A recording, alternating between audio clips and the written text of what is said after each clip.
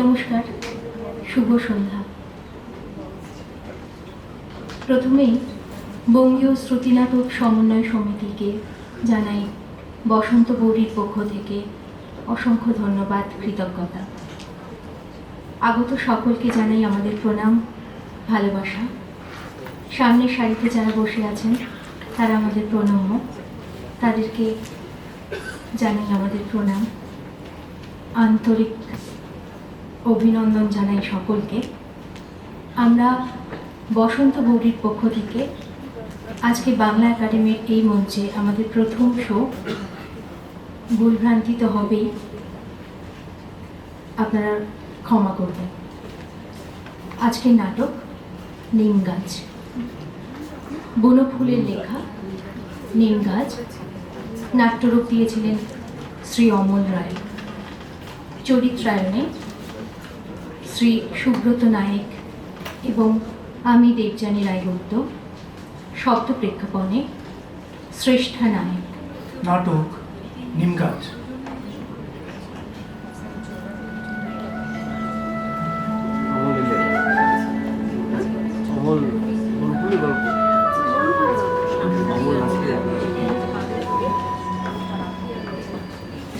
আমরা একটি গল্প বলব, একটি গাছের গল্প, নিম গাছের গল্প। না না, নিম গাছ নয়, গাছ নয়। আমরা বলবো এক নারীর গল্প, এক গৃহবধূর গল্প। আমি অবশ্য নিম গাছের কথাই বলি। অত্যন্ত উপকারী এই বৃক্ষ, পাতা থেকে শুরু করে তার ছাল পর্যন্ত মানুষের উপকারে লাগে। তবু আমি বলবো গৃহকর্ম নিপুণা, সত্য বিবাহিতা এক তরুণী বধূর কথা। বিবাহ লগ্ন থেকেই যে সংসারের জন্য বলি প্রদত্ত, তার আচার আচরণে মুগ্ধ শ্বশুর বলে ওঠেন, না, তোমাকে যত দেখছি তত অবাক হয়ে যাচ্ছে ছোট বৌমা। এত গুণের মেয়ে বোধহয় এই প্রথম এ বাড়িতে বউ হয়ে এলো। তোমার শাশুড়িও এত গুছিয়ে কাজ করতে পারেন না মা? বোকা মেয়েটা এসব মিষ্টি মিষ্টি কথায় গলে যায়। ফলে যৌথ পরিবারের বৃহৎ জাঁতা কলে পিষ্ট হতে থাকে সে। মুখ দিয়ে রক্ত তুলে খাটতে থাকে সে। সংসারের সব কাজ যেচে নিজের মাথায় তুলে নেয়। আমি বলি কি মা, ভোলার মাকে রাখার দরকারই বাকি, ওইটুকু তো বাসন ও আমি নিজেই রোজ মেজে নেবক্ষণ। তবু এই গল্প একটি নিম গাছের গল্প। এই নাটক নিম গাছের নাটক। যে নিম গাছের ছাল শুধু পাড়ার কবিরাজি ছাড়িয়ে নেন না, পাশের বাড়ির প্রতিবেশিনী মহিলাও নিম পাতার জন্য দ্বারস্থ হন ওই বউটির শাশুড়ির কাছে। আমার ওনার আবার বুড়ো বয়সে খোস মাছরা হয়েছে বুঝলে, তো এখন নিম পাতা এনে গরম তেলে ভেজে ওনাকে দাগ দিয়ে দিতে হবে। বলো দেখিনি, এত খাটাখাটনির পর এসব উটকো ঝঞ্ঝাট কার এখন ভালো লাগে? যথারীতি এসব উটকো ঝঞ্ঝাট ওই গৃহকর্ম নিপুণা সেই বোকা মেয়েটিকে নিতে হয়। কেননা নিম গাছটি যে তারই শ্বশুর বাড়ির জমিতে দাঁড়িয়ে আছে। তবু এই গল্পটি বঞ্চিতা এক গৃহবধূরই গল্প। এবং এই গল্পটি একটি নিম গাছেরও গল্প। কেননা ওদের বাড়ির ওই নিম গাছ আর ছোট বউয়ের জীবন কখন যেন একাকার হয়ে গেছে। তাই এই গল্প শেষ পর্যন্ত নিম গাছ ও হতভাগিনী এক নারীর গল্প। এই নাটক এক নারী ও একটি গাছের নাটক। এইভাবেই দিন যায়, মাস যায়, বছর ঘুরে। কবিরাজ এসে এবারে গৃহকর্তাকে বলেন, কথাটা হলো গিয়ে নিম গাছ অতীব উপকারী বৃক্ষ। আমি ওই নিম গাছটার ছাল ছাড়িয়ে সিদ্ধ করে কথাটা হলো গিয়ে যকৃতের পক্ষে ভারী উপকারী। যকৃতের পক্ষে ভারী উপকারী ওষুধ বানাতে নিম গাছের ছাল ছাড়ানো হয়। আর গৃহকর্ম নিপুণা লক্ষ্মী বউটির স্বেচ্ছায় সংসারের সব দায় মাথায় নেবার মহিমা আর চোখে পড়ে না কারো।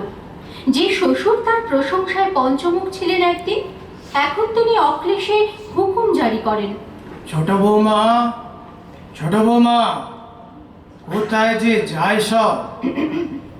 এই যে ছোট বৌমা। আমাকে ডাকছেন বাবা? হ্যাঁ, আমি আবার ঘুমোবো বুঝলে। তুমি আমার পাটা টিপে দাও। দি বাবা। আসলে সেই বোকা মেয়েটা জানতো না সংসারকে ভালোবেসে স্বেচ্ছায় যা তার করার কথা নয়, সেই সব কাজ নিজের মাথায় নেবার পর আস্তে আস্তে সে গৃহবধূর মর্যাদা হারিয়ে শেষ পর্যন্ত কাজের লোকের পর্যায়ে নেমে যায়। শ্বশুরের মতোই শাশুড়িও হুকুম চালান। বৌমা, উনুনে তরকারিটা পুড়ছে তো, নামিয়ে রাখো। এমনকি এ বাড়ির বড় বউ তার বড় যা পর্যন্ত তাকে নির্দ্বিধায় আদেশ করে। ছোট, আমার ছেলের দুধটা গরম করে দিবি না এখনো? সংসারের চোরা বালিতে ক্রমশ তলিয়ে যাওয়া সেই বোকাশোকা লক্ষ্মী বউটা খড়কুটো হিসেবে নিজের স্বামীকে আঁকড়ে ধরতে চায়। কিন্তু সেখানেও নির্মম রূঢ়তা, নিষ্ঠুর ভোগ। কই কি হলো? আরে কি হলো কি? এসো, সবে এসো। দেখো দেখো, জানলা দিয়ে চেয়ে দেখো, কি সুন্দর জ্যোৎস্না উঠেছে। ওই নিম গাছটা নীল জ্যোৎস্নায় কেমন অপরূপ হয়ে উঠেছে দেখো। কাব্যি, হ্যাঁ, কাব্যি করা হচ্ছে। এসো, সবে এসো। এইভাবে কেউ হাতটা মুছড়ে ধরে?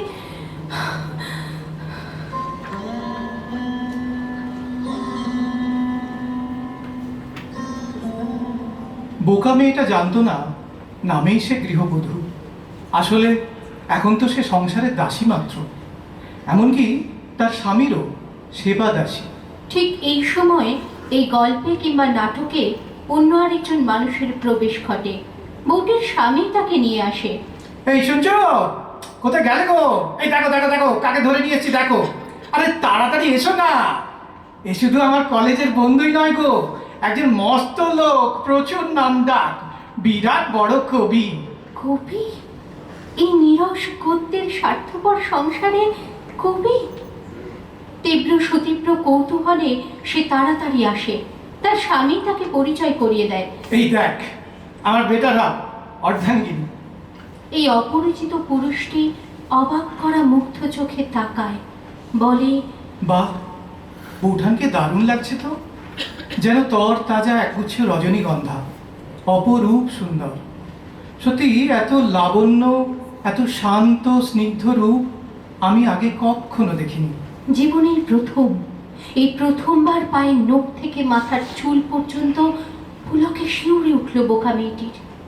বিয়ের সময় যার রূপের ঘাটতি পূরণ করতে তার বাবাকে বসত বাটি পর্যন্ত বন্ধক রাখতে হয়েছে, সেই অসুন্দর মেয়েটি স্বপ্নেও ভাবেনি কোনো কবি তার রূপের স্তুতি গাইবে এমন কাব্যময় ব্যঞ্জনায়। কদিনের জন্য সেই বাড়িতে অতিথির মর্যাদায় রইল কবিরাজ নয়, একজন কবি।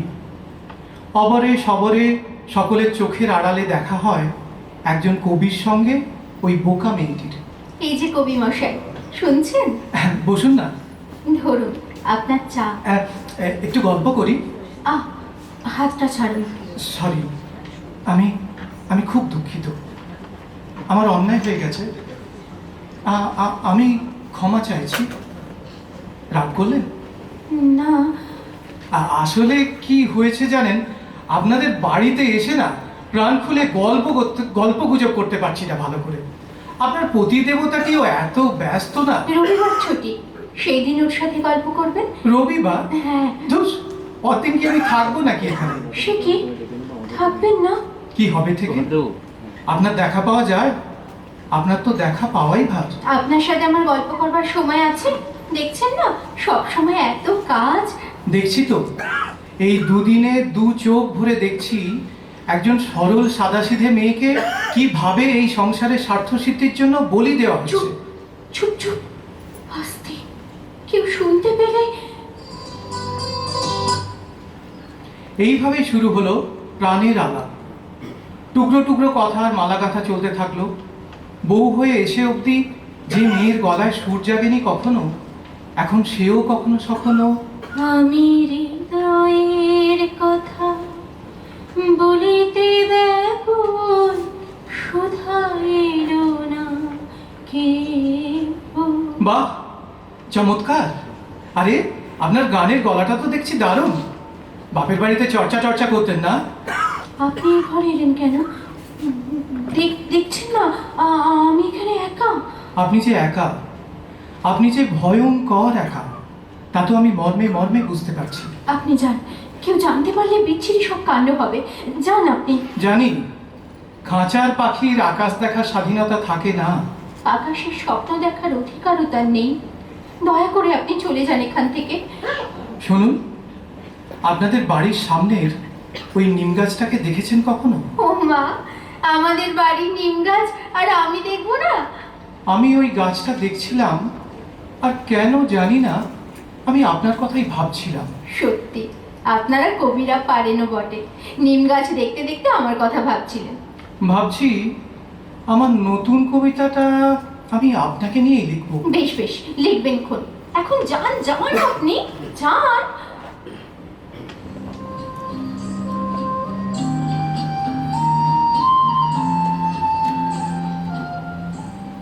তবু যাওয়া কি হয়? বরং নিষেধ ভাঙার খেলায় নিজেদের অজান্তেই মেতে ওঠে ওরা। মুজে আসা নদীর বুকে হঠাৎ আসা প্লাবনে খড় কুটোর মতো ভেসে যায় সব।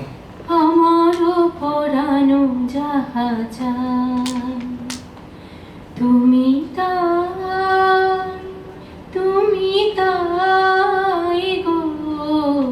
আচ্ছা। আমারও পরানো যাহা চায়। আচ্ছা আচ্ছা, আপনার পরাণ যা চায় তা কি আপনি নিজেও জানেন? এই সন্ধেবেলা ছাদে উঠলেন যে বড়, আপনার সাহস তো বড় মন্দ নয়। হ্যাঁ, সাহসটা আমার চিরকালই একটু বেশি। তারায় ভরা এই অন্ধকার আকাশের তলায় সংসারের খাঁচায় বন্দি এই পাখি, আপনার গানের পাখি, কেমন করে একটু মুক্তি খোঁজে আমি সেটা দেখার লোভেই উঠে এলাম।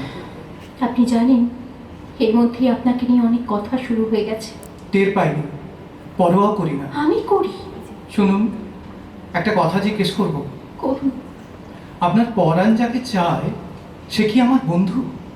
বলুন না, কার জন্য এই গান? আমার প্রাণ কি চেয়েছে তা কোনো দিনই যে বোঝার চেষ্টাই করেনি। আমার সমস্ত গান তার সান্নিধ্যে এসে ভয় কুঁকড়ে যায়। তবে কে সে? তবে কাকে হৃদয়ের কথা বলার জন্য আপনার এই ব্যাকুলতা? বলুন না, বলুন না, কে সেই প্রাণের মানুষ যে লুকিয়ে আছে আপনার গানে গানে? আপনি তো সর্বনেশে মানুষ, আমার কোনো গোপন কোনো আড়াল রাখতে চান না। বলুন না, বলুন না, সে কে? বলুন, যাকে আপনার প্রাণ এমন আকুল ভাবে খুঁজে বেড়ায়। জানি না। জানো না? না, আমি জানি না। এখনো জানো না তুমি? ছাড়ো ছাড়ো, ছেড়ে দাও। কেউ জানতে পারলে সর্বনাশ হয়ে যাবে। সত্যি তুমি জানো না? এখনো জানো না? তুমি বোঝো না, বুঝতে পারো না তুমি? পারি পারি পারি, আমি সব বুঝতে পারি, কিন্তু কি করবো বলো? কি করব মানে? পায়ের এই দাসত্বের শিকলটা ছিঁড়বে, না। খাঁচাটা ভাঙবে। কি বলছো তুমি? চলো, আমরা দুজনে এক্ষুনি এই মুহূর্তে ভেসে যাই অকুল পাথারে।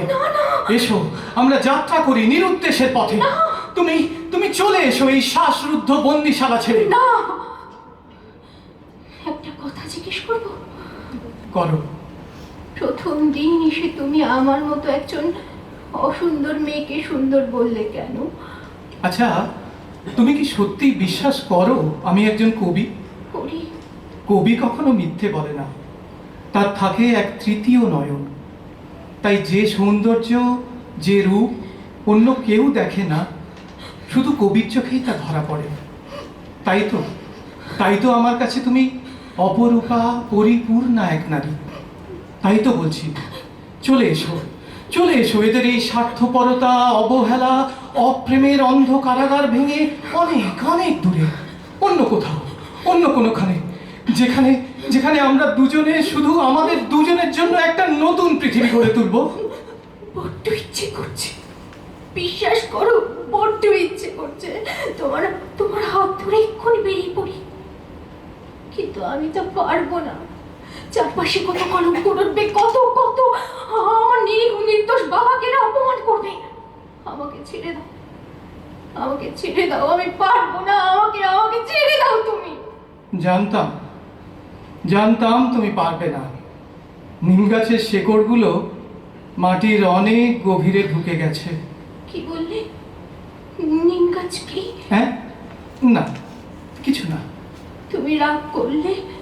একজন অসহায় নিরুপায় মানুষের উপর রাগ করা আমার স্বভাবে নেই। কেন এলে তুমি? ঝড়ের মতো, প্রলয়ের মতো কেন কেন এলে তুমি? আর আসবো না, আর কোনো দিন আমি আসবো না। কাল সকালেই আমি চলে যাব। তাই যেও।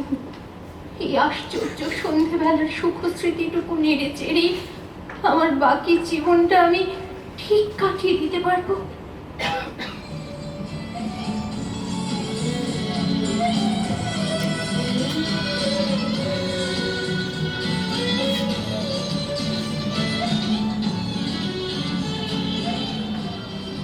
মাননীয় দর্শক মণ্ডলী, এই গল্পটির এইখানেই শেষ হয়ে যাওয়া উচিত ছিল, কিন্তু হলো না।